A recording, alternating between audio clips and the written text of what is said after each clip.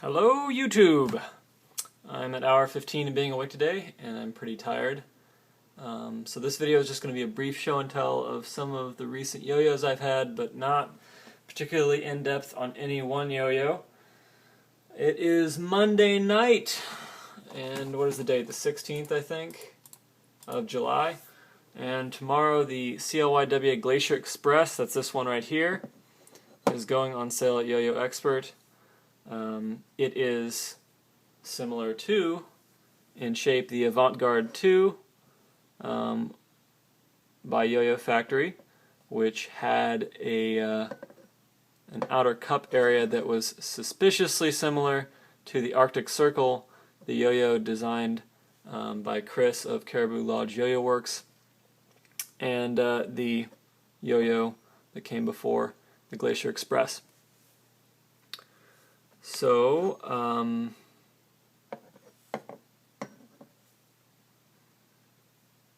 this is an Arctic Circle, that is a Glacier Express. You can see the two main features are the double lip right there and the undercut interior profile. Arctic Circle, double lip, you can put glow thingies in there, make your yo-yo glow. No undercut on the inside. And I wrote a little bit of a review of how the Glacier Express plays. It plays great. I love it. I want to play with it more. But I don't want to go into that right now. I just want to give you a look at this yo-yo and just let you see it, moving on video and let you see it side by side with another yo-yo that people have been looking at a lot. Alright, next up we have the Killer by General Yo.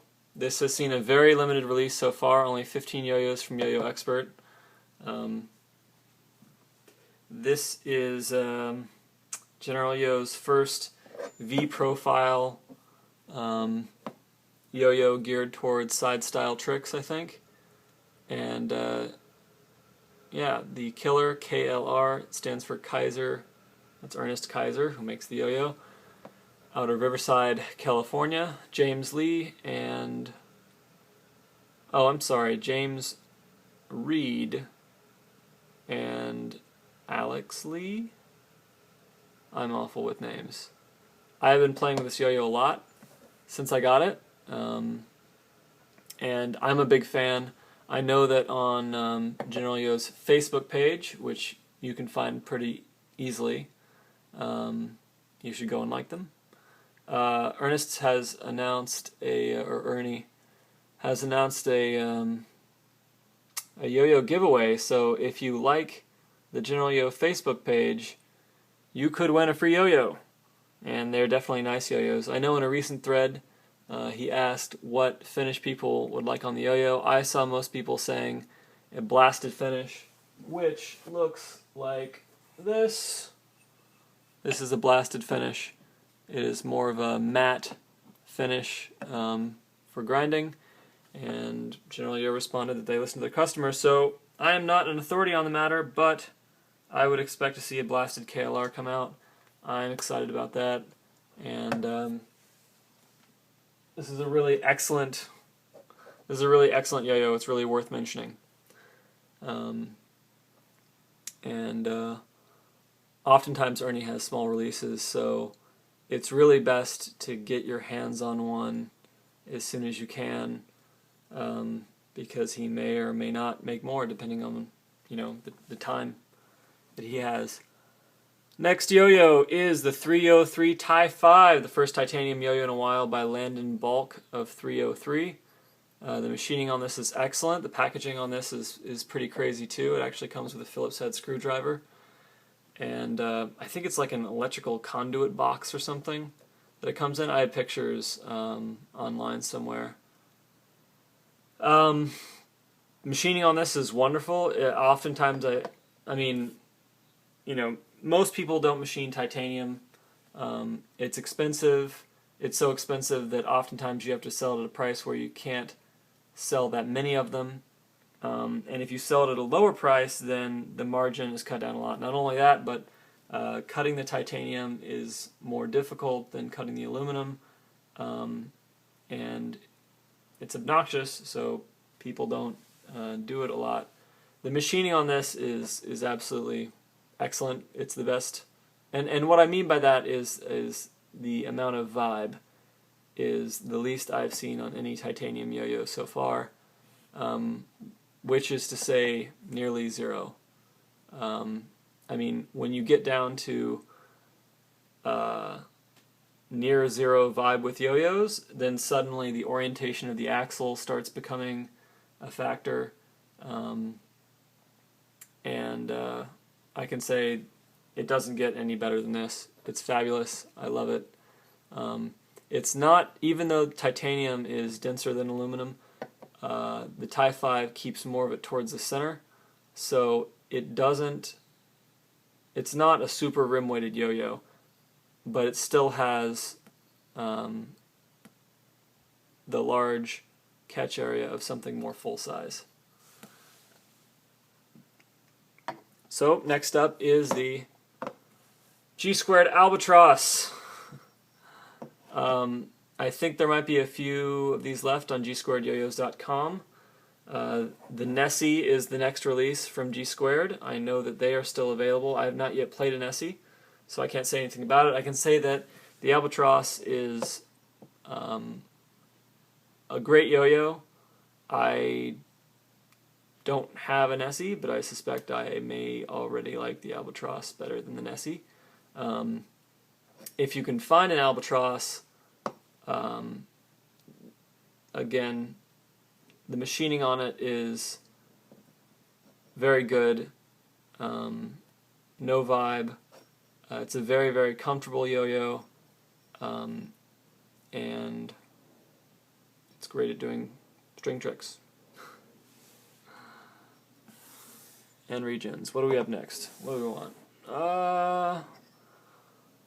What would this be without talking about the Code 2? In the American scene, I'm sure everybody knows, the three major players, I guess, that are not Yo-Yo Factory, Duncan, or Yo-Yo Jam are CLYW, OneDrop, and General Yo. I would say that the Code 2, I think, is OneDrop's flagship right now.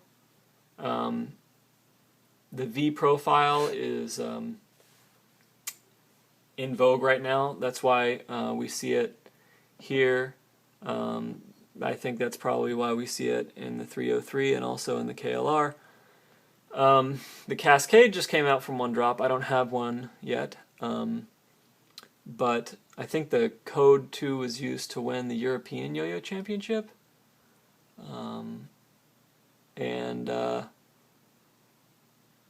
It's it's an interesting story that it's fan designed. A fan came up with a CAD drawing. People voted on it. They selected it. He sent it into OneDrop. They made the yo-yo, and the guy knew what he was doing. I think it was Jason Rodriguez, J-Rod, who maybe is in Ithaca, New York right now. Used to be in the Bay Area. I'm a big fan. I love this colorway. I like blue a lot, and having two different blues on something plain like silver, I love it. It's great. And this is kind of not a new yo-yo, but it's a yo-yo that I wanted to mention because I like it a lot. And even though it was released quite a while ago, maybe 2009, 2010, this is an Oxygene Oxy 3 VO.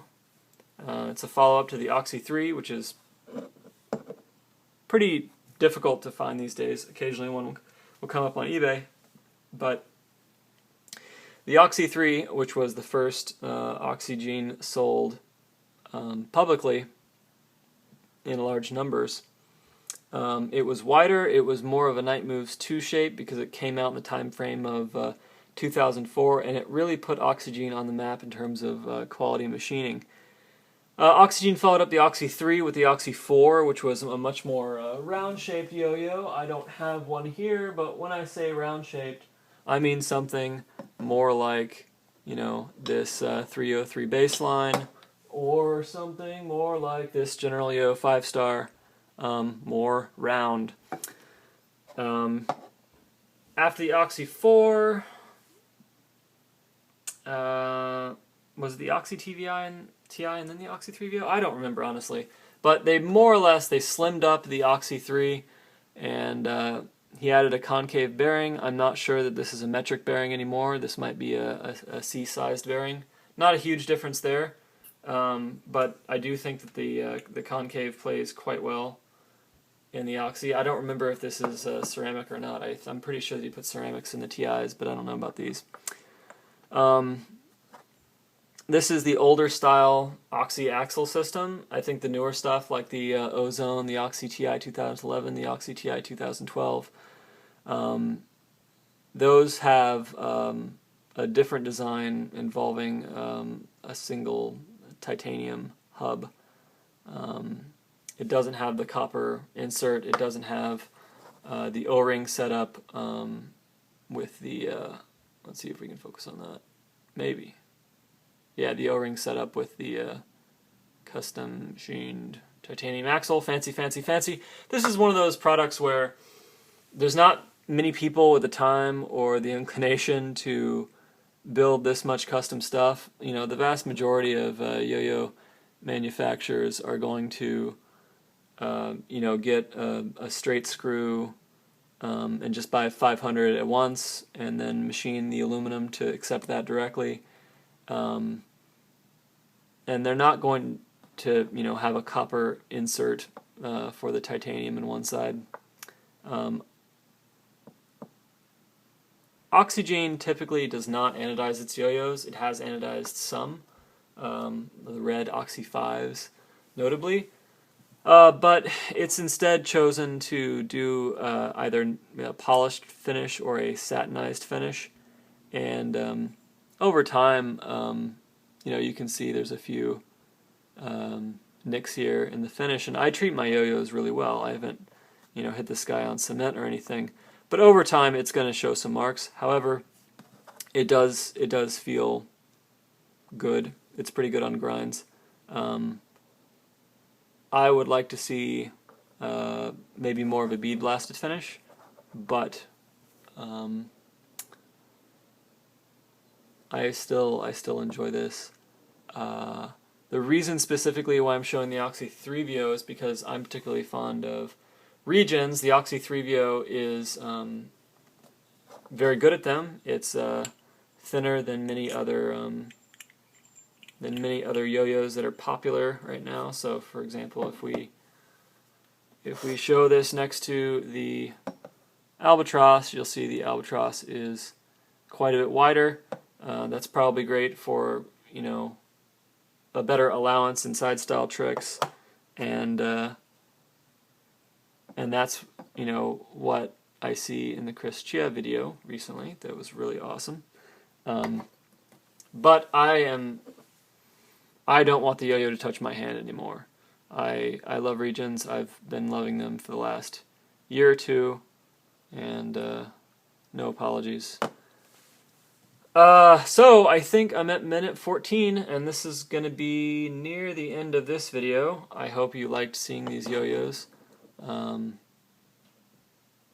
haven't done a lot of these videos, and I know to get better at them I need to plan them out better, and I also need to know what people want to hear about. I've got a lot of yo-yos to show and talk about, and I know a lot about the manufacturers, manufacturing techniques, and some of the history, and you know, why things were developed the way they were. So, oh, there's one more I forgot.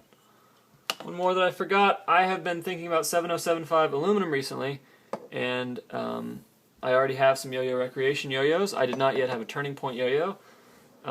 Yo-Yo Expert had the July 4th sale, and I took advantage of that to pick up this Turning Point Positron, as well as Let's look at some yo-yo goodies. Green stickers, because green and pink go nice together. I like flashy yo-yos. I figure this, shows up well on a stage with a black background, black t-shirt. And I also got this bearing removal tool because I don't know where the wrench is, and the wrench is annoying because it can damage bearings. And so looking forward to swapping out some straight bearings for some concaves using this. What can I say about the Positron is that it is very expensive for an aluminum yo-yo. Everybody knows that. The finish on it is a solid color because 7075 doesn't anodize well with splashes in general, although I have seen some 7075s from Yo-Yo Factory with some splashes. I don't know what the technique is. This comes with a center track bearing. The finish on it is not perfect. I don't know whether it's been through a tumble or what, but there's variation in the shininess of the sides. In terms of the machining precision, I would say it's very high. I think it's definitely higher than average for most aluminum yo-yos that I see from most companies. It is not the absolute pinnacle, but it is very, very high. It is higher than, at least this particular sample is higher than the average OneDrop, higher than average CLYW. Probably not as good as General Yo. Ernie's pretty fanatical about it, about Vibe. And I'm looking forward to playing with this more. I'm enjoying it. It's fun. I like variation in my yo-yo diet, and I think it's cool to have something from Japan. So, hopefully I will do some more reviews on individual yo-yos, and please let me know if there's one out of this set that you're particularly interested in hearing more about, and I'll organize something more in depth on that. Thank you very much. Have a great night.